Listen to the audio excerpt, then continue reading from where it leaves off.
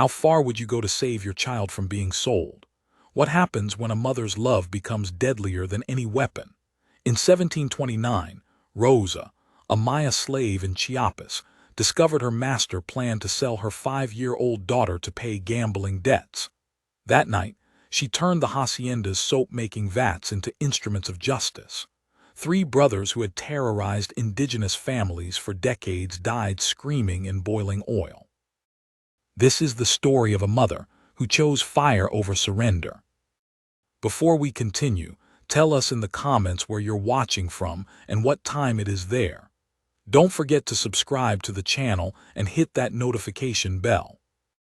The screaming echoed across the valley of San Cristobal de las Casas at precisely 3 in the morning on September 15, 1729. But Rosa had been planning this moment for exactly 47 days.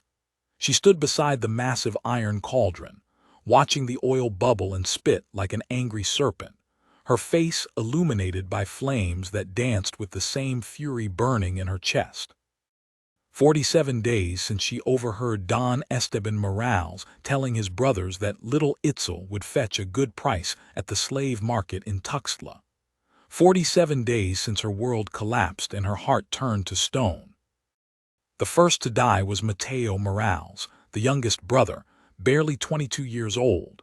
He had stumbled into the soap-making shed drunk on aguardiente and lust, expecting to find Rosa alone and defenseless as always. Instead, he found her waiting with a rope and a fury that had been building for 5 years of torment. She had lured him there with whispered promises, playing the submissive slave one last time.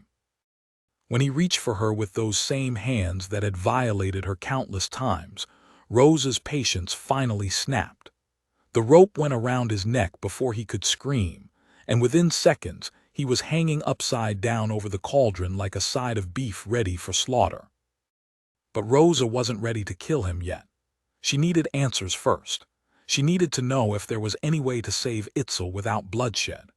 Mateo dangled 3 feet above the bubbling oil, his face purple, eyes bulging with terror as he finally understood that the quiet indigenous woman he had tormented for years had become something far more dangerous than any Spanish soldier.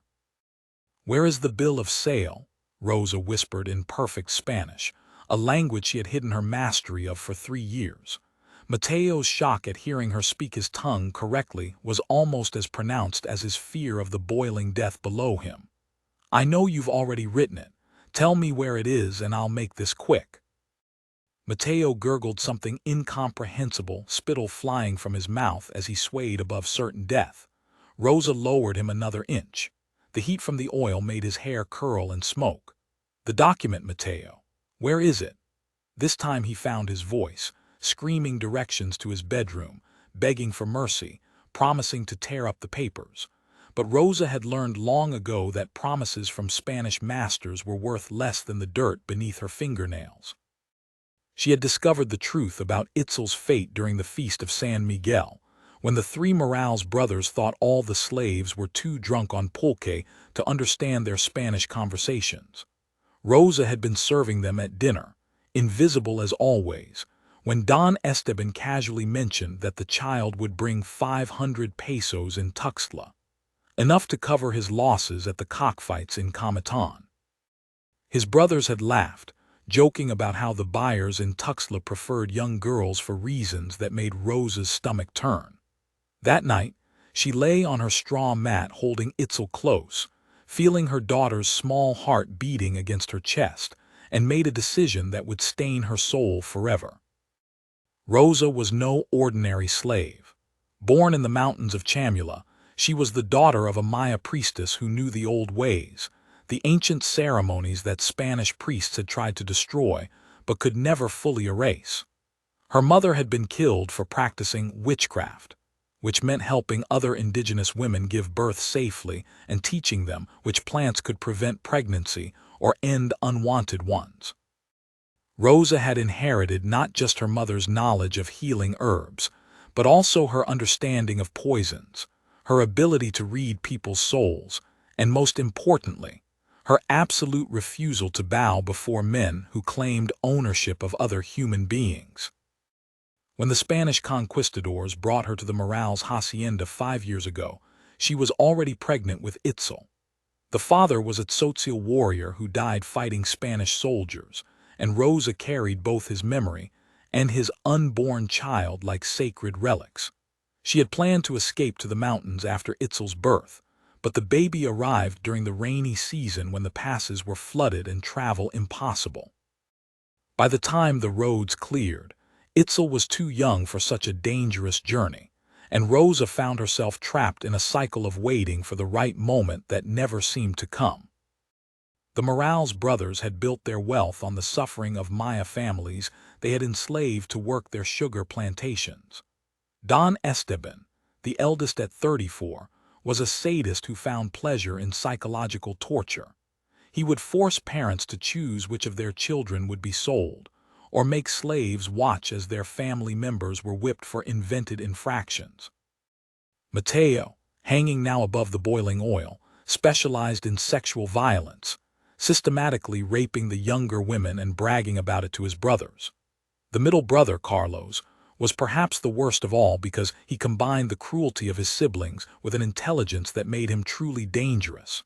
He was the one who had designed the hacienda's punishment system, creating torments that broke spirits without killing bodies, ensuring maximum productivity from his human property. Rosa had endured 5 years of their abuse, playing the role of the broken slave while secretly teaching Itzel the old Maya stories, the ones about warriors who never surrendered and mothers who would move mountains to protect their children. She had endured Mateo's rapes by leaving her body and floating above it, watching from a distance as he grunted and sweated over her flesh. She had survived Esteban's psychological games by memorizing every word, every gesture, every weakness she observed, building a mental catalog of their vulnerabilities. And she had tolerated Carlos's intellectual cruelty by pretending ignorance while actually understanding every Spanish word, every reference to books and philosophy he used to justify his treatment of indigenous people as subhuman. But the moment she heard them planning to sell Itzel, something inside Rosa shattered and reformed into something harder and infinitely more dangerous. She began stealing small amounts of cooking oil each day, hiding it in clay pots buried beneath her sleeping mat. She studied the brothers' routines, noting when they were drunk, when they were alone, when they were most vulnerable. She experimented with the temperature needed to make oil hot enough to kill, but not so hot it would splash dangerously. And most importantly, she began saying goodbye to the woman she had been, preparing to become the weapon her daughter needed. The soap-making shed had been the perfect choice for her plan. It was isolated from the main house, built near the stream so the smoke wouldn't bother the masters. The large iron cauldrons used for rendering animal fat could hold enough oil to drown a man, and the fire pits beneath them could heat that oil to temperatures that would strip flesh from bone in seconds.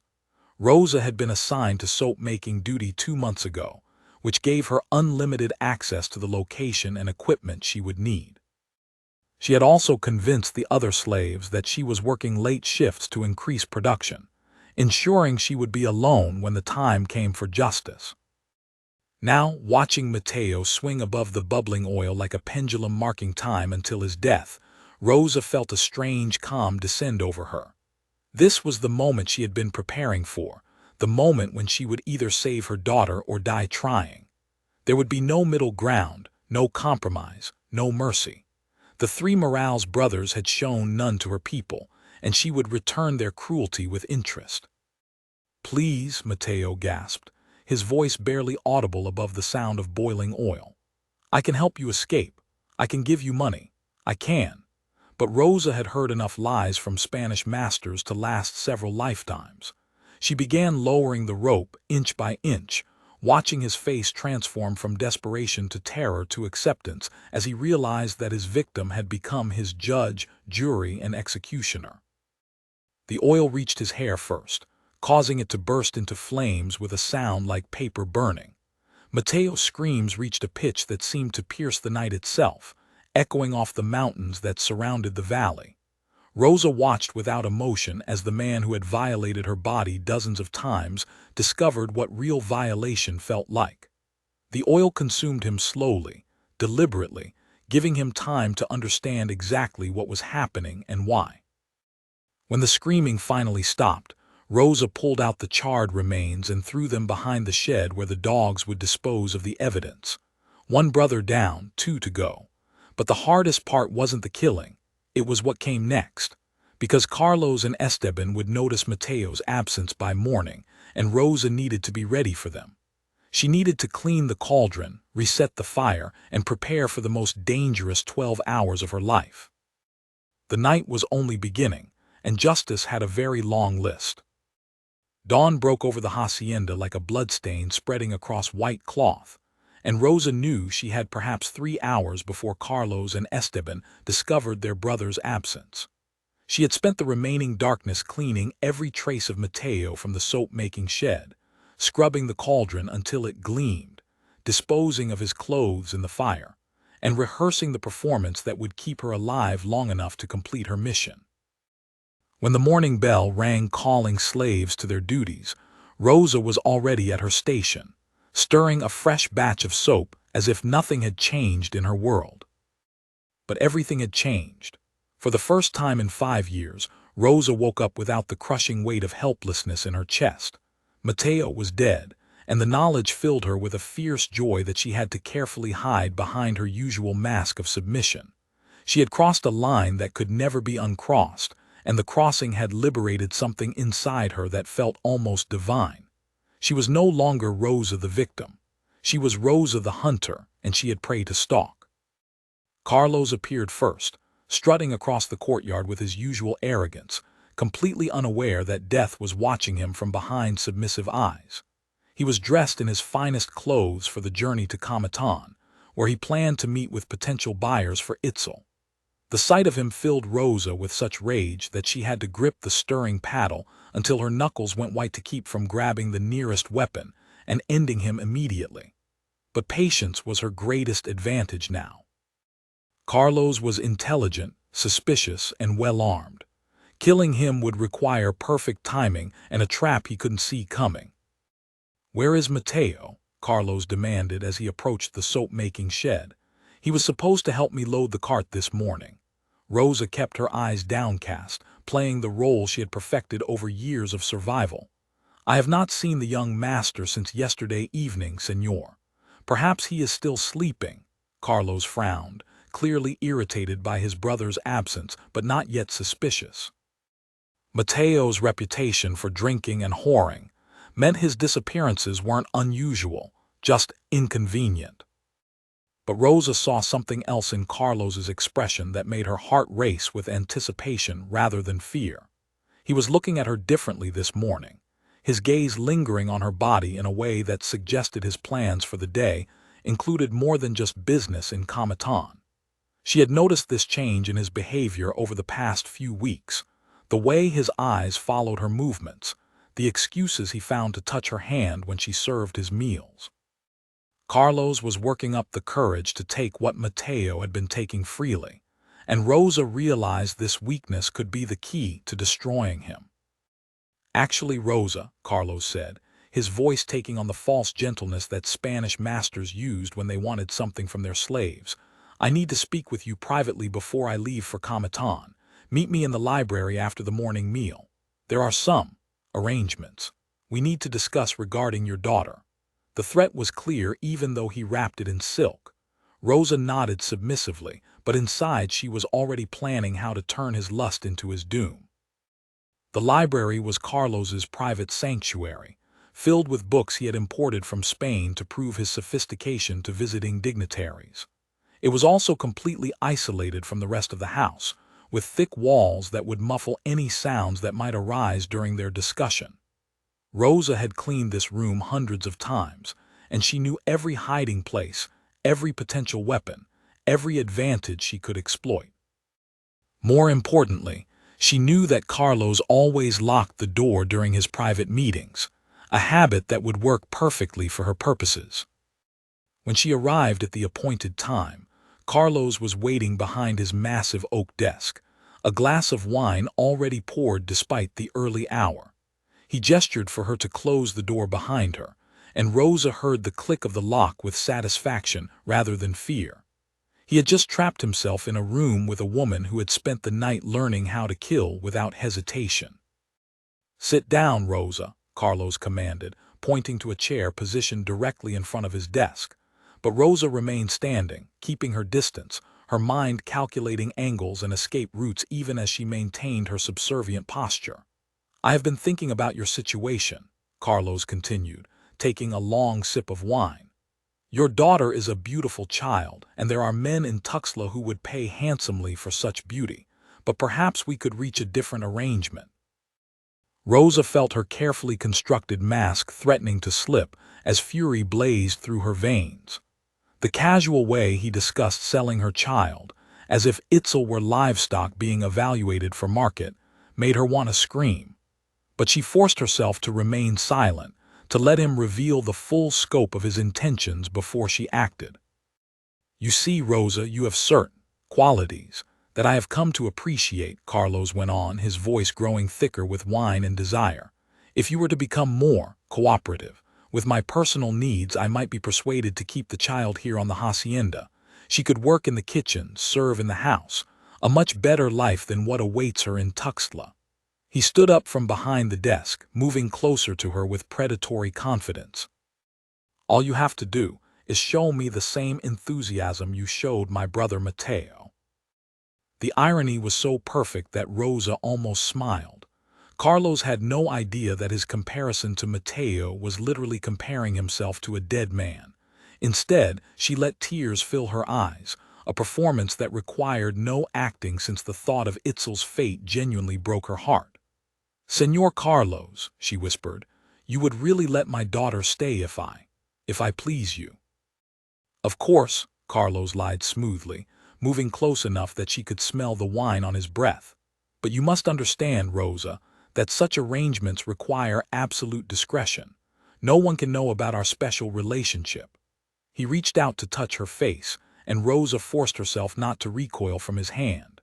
This was the moment she had been waiting for, when his guard was completely down and his attention focused entirely on his desires rather than his safety. "I understand, Señor," Rosa replied, allowing him to pull her closer. "I will do whatever you ask to protect my daughter." And she meant every word, though not in the way Carlos imagined. She let him kiss her, let him run his hands over her body, let him believe he was seducing another helpless slave woman. But while his hands explored her flesh, her eyes were cataloging the room's contents, identifying the heavy brass candlestick on his desk, the letter opener with its sharp blade, the thick curtain cord that could serve as a garrote. Carlos was so focused on his conquest that he never noticed Rosa's hand closing around the brass candlestick. He never saw the change in her expression as she shifted from victim to predator. He was too busy savoring his power, too drunk on wine, and lust to recognize the danger breathing beside him. When Rosa brought the candlestick down on his skull with all the force of 5 years of rage behind it, Carlos's last thought was probably confusion rather than understanding. But Rosa wasn't taking any chances with Carlos like she had with Mateo. This brother was too dangerous to toy with, too intelligent to risk a conversation that might give him an opportunity to escape or fight back. The first blow stunned him, the second split his scalp open, and the third sent him crashing to the floor in a spray of blood that splattered across his precious books. Rosa stood over his unconscious form, breathing heavily, the candlestick still gripped tightly in her hand. Now came the difficult part. Carlos was bigger and heavier than Mateo, and Rosa needed to transport him to the soap-making shed without being seen. She also needed to deal with Esteban, who would certainly come looking for his brothers when they failed to appear for the evening meal. The eldest Moral's brother was the most dangerous of all, a man who had survived 3 Maya uprisings and countless attempts on his life, through a combination of paranoia and ruthlessness that had kept him alive when other Spanish colonists died. Rosa quickly searched Carlos's desk, finding the bill of sale for Itzel hidden in a locked drawer, along with correspondence that revealed the full scope of the brothers' plans. They weren't just selling her daughter. They were planning to raid Maya villages throughout the region, capturing children to supply the growing slave markets in Guatemala and Mexico City. Itzel was just the beginning of a campaign that would destroy dozens of families. The discovery filled Rosa with a cold determination that went beyond personal revenge. She wasn't just saving her own child anymore. She was stopping a catastrophe that would devastate her entire people. Using a cart normally employed for hauling laundry, Rosa managed to transport Carlos's unconscious body to the soap-making shed as the afternoon sun beat down mercilessly on the hacienda.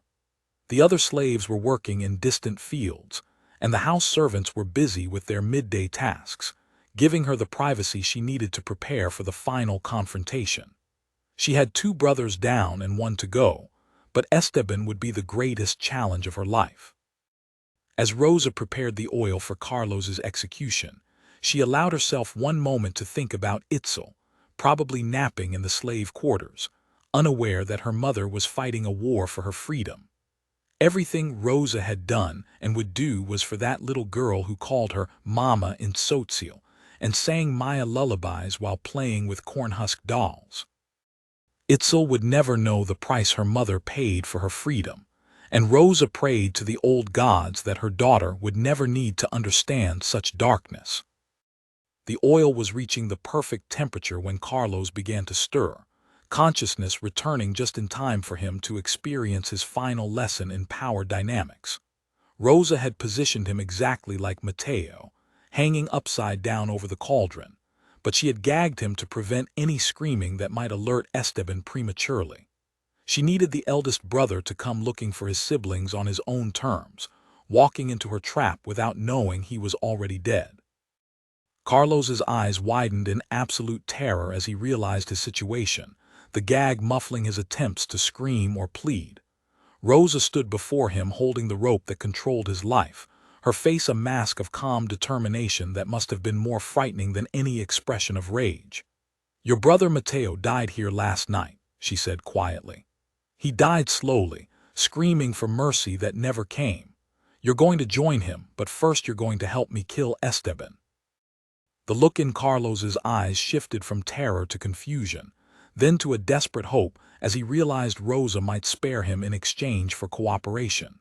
She lowered him closer to the oil, close enough that the heat singed his hair and the bubbling surface reflected in his terrified gaze. "Not if you understand," Rosa commanded.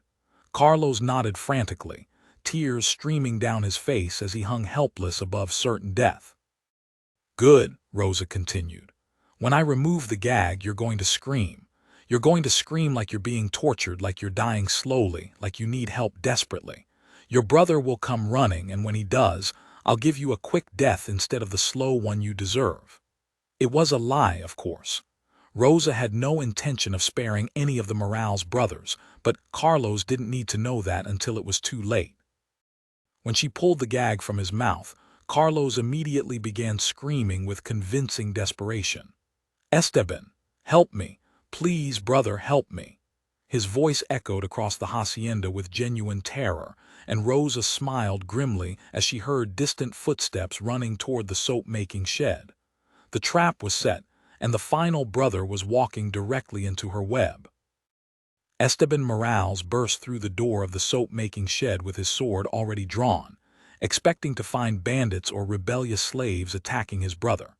Instead, he found something far more terrifying. Rosa standing calmly beside the cauldron, holding the rope that suspended Carlos over bubbling oil, her face transformed from submissive slave to avenging angel. For the first time in his 34 years of terrorizing indigenous people, Esteban felt the cold touch of genuine fear. "Let him down, you savage bitch," Esteban snarled, raising his sword toward Rosa's throat. But his hands were shaking slightly, and Rosa could see the uncertainty in his eyes. He had walked into a situation he didn't understand, facing an opponent he had never bothered to truly see. "Release my brother immediately, or I'll cut you into pieces and feed you to the dogs." Rosa smiled, an expression so cold and confident that it made Esteban take an involuntary step backward. "Your brother Mateo is already dead," she said conversationally, as if discussing the weather. I boiled him in this very oil last night. Carlos will join him shortly, and then it will be your turn, Don Esteban. Today is the day the Morales family learns what justice tastes like." The revelation hit Esteban like a physical blow. His baby brother dead, killed by this indigenous woman he had considered less than human. It was impossible, unthinkable, a violation of the natural order that had governed his entire life. "You're lying," he whispered. But even as he spoke the words, he was remembering Mateo's absence that morning, the strange smell coming from the direction of the soap-making shed, the unusual confidence he had noticed in Rosa's demeanor. "Carlos," Esteban called out desperately, "tell me she's lying. Tell me Mateo is alive." But Carlos could only stare at his older brother with the knowledge of approaching death in his eyes. The gag was back in place, and his muffled attempts at communication only confirmed Rosa's claims. 3 brothers who had ruled over hundreds of slaves through fear and violence were being systematically destroyed by a single Maya woman they had underestimated. Rosa began lowering Carlos toward the oil, inch by inch, her movements deliberate and hypnotic. "Drop your sword, Esteban, and I'll make his death quick. Keep threatening me, and I'll let him cook slowly while you watch." The eldest Morales brother found himself in an impossible situation. His military training told him to attack immediately, to use his superior size and weapons to overwhelm his opponent. But his love for his family, corrupted as it was, made him hesitate just long enough for Rosa to seize the psychological advantage. "You don't understand," Esteban said, his voice cracking with desperation. "We can make a deal. I can give you money, land, freedom for you and your daughter. Just let Carlos live and we can negotiate." But Rosa had heard similar promises from Spanish masters her entire life, and she knew they were worth exactly as much as they had always been worth: nothing. "The only negotiation I'm interested in," Rosa replied, lowering Carlos another inch, "is how long you want to watch your brother suffer before you join him." The oil was now close enough to Carlos's face that his hair was beginning to smoke, and his muffled screams reached a pitch that seemed to drive through Esteban's skull like nails. The sight of his brother's agony broke something inside the eldest Morales brother, and his sword clattered to the ground as he collapsed to his knees. "Please," Esteban begged, tears streaming down his face. "I'll do anything. I'll free every slave on the hacienda. I'll burn the bill of sale for your daughter. I'll leave Chiapas forever and never come back. Just please don't kill my brothers." But his brothers were already dead, even if one of them was still breathing. Rosa had moved beyond the possibility of mercy the moment she heard them planning to sell Itzel, and nothing Esteban could offer would change her course now. "Your brothers are going to die because they chose to sell my child," Rosa explained with terrifying calm. "You are going to die because you chose to let them. Every slave who died under your whips, every child sold to feed your greed, every woman raped for your entertainment, they all demand justice, and I am their instrument." She released a few inches of rope, and Carlos's hair burst into flames with a sound like paper burning.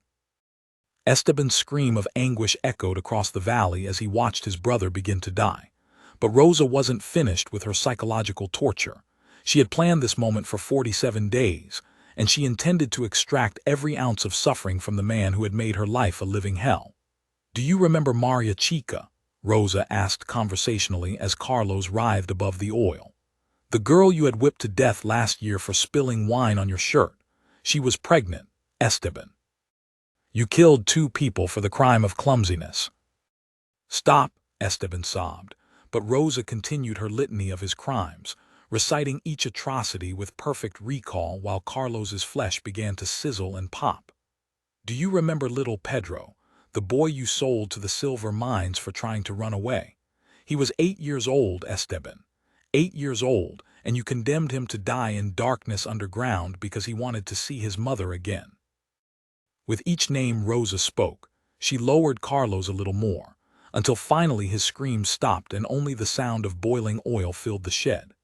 Esteban watched his brother die piece by piece, unable to look away, unable to act, paralyzed by a grief and terror that transformed him from predator to prey in the span of minutes.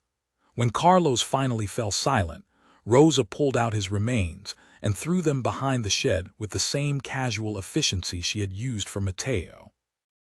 "Now it's your turn," Rosa announced, turning her attention to the broken man kneeling on the dirt floor. But Esteban was no longer the arrogant colonial master who had entered the shed.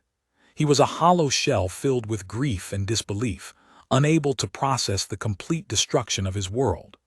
Rosa approached him slowly, savoring the reversal of power that had taken 5 years to achieve. "Please," Esteban whispered one final time, "I'll give you anything. Everything I own, all my wealth, the entire hacienda. Just let me live." But Rosa had moved beyond the possibility of negotiation. She had tasted the intoxicating power of absolute justice, and she would not stop until every drop of Moral's blood had been spilled. The binding process was easier with Esteban because his spirit was already broken. He offered no resistance as Rosa tied the ropes around his ankles, no struggle as she hoisted him over the cauldron that had already claimed his brothers. He hung there like a dead man, staring into the bubbling oil that would soon consume him, his mind unable to accept the reality of his situation. "Before you die," Rosa said, positioning herself where Esteban could see her clearly, "I want you to know that your death will not be the end of your family's suffering. I'm going to tell every slave in Chiapas how the mighty Moral's brothers died. I'm going to make your name synonymous with cowardice and failure. Your legacy will not be one of fear and power, but of weakness and humiliation." The psychological torture was more devastating than any physical pain Rosa could have inflicted. Esteban's entire identity was built on the foundation of Spanish superiority and indigenous inferiority, and Rosa was methodically destroying every pillar of his worldview. He was not dying as a conquistador or a master, but as a victim of the very people he had considered subhuman. "My daughter will grow up free," Rosa continued, her voice filled with a fierce joy that cut through Esteban's despair like a blade. "She will learn to read and write. She will know her Maya heritage and speak her native language with pride. She will never bow to a Spanish master or fear the crack of a whip, and every day of her free life will be another defeat for everything you represented." As Rosa began lowering Esteban toward the oil, she felt a profound sense of completion wash over her. This was the moment she had been building toward since the night she first held Itzel in her arms and swore that her daughter would have a better life. The oil reached Esteban's hair, then his scalp, then his face, and his screams joined the chorus of his brothers in the valley of San Cristobal de las Casas. When it was over, when the last of the Moral's brothers had been consumed by justice served at boiling temperature, Rosa stood alone in the shed surrounded by the instruments of her revenge. The cauldron still bubbled and spat, the fire still burned bright, but the rage that had sustained her through 47 days of planning was finally beginning to cool. She had done what needed to be done, and now she had to live with the consequences. The immediate aftermath required careful management. Rosa cleaned the shed methodically, disposing of any evidence that might implicate the other slaves in the brothers' deaths. She prepared a story about the 3 men leaving suddenly for Guatemala City on urgent business, a lie that would buy her time to escape with Itzel before anyone discovered the truth. She gathered the few possessions that mattered to her: her mother's herb collection, the small jade pendant that had belonged to Itzel's father, and the clay doll she had made for her daughter's last birthday. As the sun set on September 15th, 1729, Rosa walked through the slave quarters for the last time, gathering Itzel and explaining in whispered Tzotzil that they were going on a long journey to the mountains where her grandmother's people lived. The little girl, excited by the prospect of adventure, chattered happily about the stories Rosa had told her about their ancestors, completely unaware of the price her mother had paid for their freedom. They left the hacienda under cover of darkness, following ancient Maya paths through the mountains that Spanish soldiers had never learned to navigate. Behind them, the soap-making shed still smoldered, and 3 empty graves waited for bodies that would never be found. Ahead lay uncertainty, danger, and the possibility of a life where Itzel could grow up knowing her own name in her own language. Rosa never looked back as they climbed into the mountains, but she carried the memory of that night with her always. She had learned that justice sometimes wore the face of vengeance, that mercy was a luxury enslaved people could not afford, and that a mother's love could transform a healer into a killer when circumstances demanded it. Years later, when Itzel was old enough to understand, Rosa would tell her daughter about the night 3 Spanish masters learned that Maya women were not as helpless as they appeared. The story of Rosa of Chiapas spread throughout the indigenous communities of southern Mexico like wildfire, becoming a legend whispered around cooking fires and passed down through generations. She became a symbol of resistance, proof that even the most powerless could strike back against their oppressors when pushed beyond endurance. Spanish colonial authorities offered rewards for her capture, but Rosa and Itzel had vanished into the mountains like smoke, protected by people who understood that some stories were too important to end with capture and execution. Rosa had boiled 3 brothers in oil not for revenge, but for love. Love for her daughter, love for her people, love for a future where children like Itzel could live without fear. The oil had been hot, the screams had been loud, but the silence that followed was the sound of freedom being born. And in that silence, a mother and daughter walked toward a dawn that belonged to them alone. If this story moved you, subscribe to our channel and share it with someone who needs to hear about the power of a mother's love. Hit that notification bell so you never miss these untold stories of resistance and courage that the history books tried to bury. Let us know in the comments what story you'd like to hear next from the hidden archives of human strength.